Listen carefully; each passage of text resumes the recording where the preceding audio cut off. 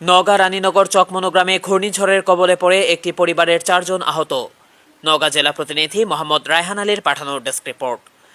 গত 5 তারিখ বুধবার আনুমানিক রাত 9টার সময় একটি ঘূর্ণিঝড় বয়ে যায়। এই ঘূর্ণিঝড়ে রানীনগর উপজেলা কাশিমপুর ইউনিয়ন চকমনো গ্রামের মৃত বাচ্চু সর্দারের ছেলে আনোয়ার সর্দারের বসতবাড়ি ঘরটি ভেঙে তাদের গায়ের ওপর পড়ে। এতে তার পরিবারের 4 জন মারাত্মকভাবে ক্ষতিগ্রস্ত হয়। আনোয়ার পরিবারের একমাত্র উপার্জন বন্ধ হওয়ার কারণে চিকিৎসা চালানোর তার পক্ষে আর সম্ভব হচ্ছে না। তাই তিনি দেশে ও প্রবাসী ভাইদের কাছে অর্থের জন্য আবেদন করেছেন। প্রিয় দর্শক, এ ছিল এখনকার সংবাদে। আমাদের পরবর্তী সংবাদ দেখার আমন্ত্রণ রইল। এছাড়া দেশ বিদেশের নানা প্রান্তের সংবাদ পেতে বাংলাদেশ পাবলিক টিভির সাথেই থাকুন। দর্শক আসসালামু আলাইকুম। আমরা এখন আছি নওগাঁ জেলা রানীনগর উপজেলা চকমনো গ্রামে। গত 5 তারিখে ঘূর্ণিঝড়ে কবলে পড়ে একটি পরিবার বিধ্বস্ত হয়েছে। আমরা সেখানে এসেছি। আমরা সেই পরিবারের সঙ্গে আপনাদেরকে কথা বলাবো। আসসালামু আলাইকুম। ওয়ালাইকুম আসসালাম। গত 5 তারিখে আপনার বাসায় কি হয়েছিল? 5 তারিখে আমাদের এখানে খুব ঝড়ের কবলে পড়ে আমাদের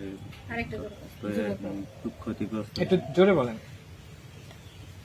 5 তারিখে আমাকে এখানে খুব ঝড়ের কারণে এখানে খুব ক্ষতিগ্রস্ত হয়েছে।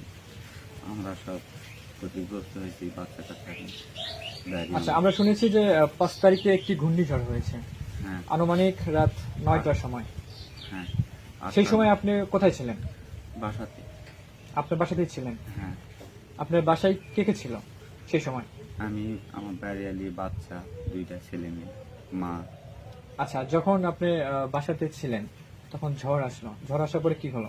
ঝড় আসার পরে আমরা ওখানে ঝড়ের গতি দেখে লুকাইছিলাম, মানে ঘরের মধ্যে লুকাইছিলেন? হ্যাঁ। আচ্ছা, তারপর? ওখানেই মানে আমরা বুঝতেই পারিনি, মুহূর্তে ওইটা ওয়ালটাকে ভাঙ্গাকে গায়ের উপরে গেল। আপনাদের গায়ে উপর পড়েছে? হ্যাঁ, পুরাটাই একবারে ঢেকে পুরোটাই গেছে। একে গায়ের উপরে ওয়াল দিয়ে। খুব ক্ষতি। বাচ্চার মানে ছেলের মাথা ফাটা গেছে, হাত গেছে, জি, জি। মেয়ের মাথা ব্যাডিলে যে হাড্ডি ভেঙে গেছে 2 জায়গায়। আমার এই যে মাজায়, আপনার মাথাতে লেগেছে? হ্যাঁ মাজায়, হাতে, মাথায়, ঘাড়ে। পিটিয়ে মার। আপনারা কোনো জায়গা থেকে সহায়তা পেয়েছেন? না, আমরা কোনো জায়গা থেকে সহায়তা পাইনি। মেম্বার, চেয়ারম্যান বা এলাকার গণ্যমান্য লোক কেউ আসেনি তো। বা কোনো খবরও নেয় নাই যে আপনারা না। কি অবস্থায় আছেন বর্তমান? না, কেউ কোনো খোঁজ খবরও নেয় নাই, কেউ আসেও নি। তবে মহিলা মেম্বার এসেছিল, এসব ছবি তুলে নিয়ে চলে গেছে, কিন্তু এখনো কোনো খোঁজ খবর নাই তো। আচ্ছা, আপনি কি কারো থেকে কোনো সহায়তা চাচ্ছেন? হ্যাঁ, আমি চাচ্ছি যদি আমাকে কেউ উপকার করে বা সহায়তা করে, আমি তাতে কিছুটা হলেও আগে যেতে পারবো। আচ্ছা, ইনশাআল্লাহ সহায়তার ব্যক্তি অনেক আছেন। অনেকেও বিদেশে আছে বা গ্রামের লোকজন আছে, ইনশাআল্লাহ আপনাকে সহায়তা করবে। আপনি টাকা চাচ্ছেন কি ভাই মানুষের কাছ থেকে? বিকাশের মাধ্যমে না নগদের মাধ্যমে? নাম্বার আছে? বিকাশ নাম্বার খোলা আছে। আচ্ছা, বিকাশ নাম্বার কি আপনার এখন মুখস্থ আছে? না, এই মুহূর্তে মুখস্থ হ্যাঁ আছে। নাম্বারটা একটু বলেন। 01766 209 285। দর্শক, আমি আরেকটি কথা বলতে চাই। গত 5 তারিখে যে ঘূর্ণিঝড়টি হয়েছে, আজ থেকে প্রায় 6-7 দিন হয়ে গেছে।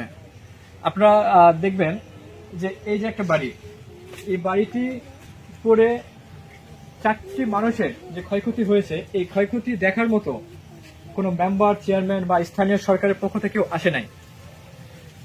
আমরা আরো জানতে পেরেছি যে তারা যে ঔষধ কিনে খাবে, সে ঔষধ কিনে খাওয়ার মতো তাদের কাছে কোনো টাকা নেই। তো আমরা গণ্যমান্য এবং এলাকার যারা ব্যক্তিবহর আছে বা চেয়ারম্যান বর্গ আছে, এদের দৃষ্টি আকর্ষণ করে বলতেছি তারা যেন তাদেরকে সাহায্যের সহায়তা হাত বাড়িয়ে দেয়। ধন্যবাদ সবাইকে।